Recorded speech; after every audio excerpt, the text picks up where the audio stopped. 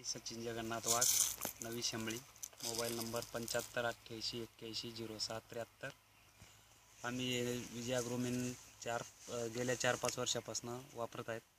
कांदा, मकई, अजून मिरची लावतो. मिरचीला, टोमॅटोला वापरत आहोत. ते चांगला रिझल्ट येतो आहे.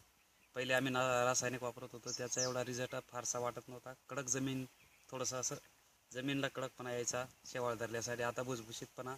आता तर डाळिंबाची चटणी चालू आहे, डाळिंबाला पण आम्ही तेच वापरतो.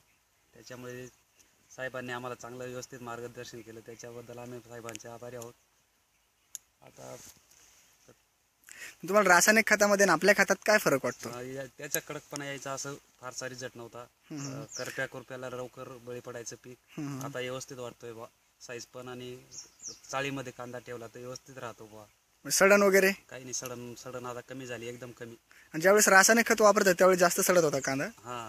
आम्ही काही आमच्याबरोबर काही वापरतो, त्यांना वाटलं मागच्या वर्षी त्यांनी नवीन घेतलं, त्यांना आम्ही सांगितलं गारपीटमुळे नुकसान झालं. यावर्षी परत त्यांनी आमच्यावर भरोसा ठेवून सगळ्यांनी घेतलं.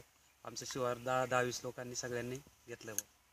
त्याच्यामुळे काही नाही बा असं अडचण. सध्या खताबद्दल काय मत आहे? सध्या काही नाही, एकदम व्यवस्थित आहे, काहीच नाही अडचण. रिझल्ट वगैरे एकदम व्यवस्थित आहे, एकदम काहीच नाही. बाकीच्या शेतकऱ्यांना काय संदेश देऊ इच्छिता? बाकीच्या सगळ्यांनी वापरावं, अनुभव घ्यावा. साहेब चांगले आहेत, सगळ्यांनी त्यांच्या मार्गदर्शनाखाली टाकावं, त्यांचे प्रमाण व्यवस्थित घ्यावं. हीच जय हिंद, जय महाराष्ट्र.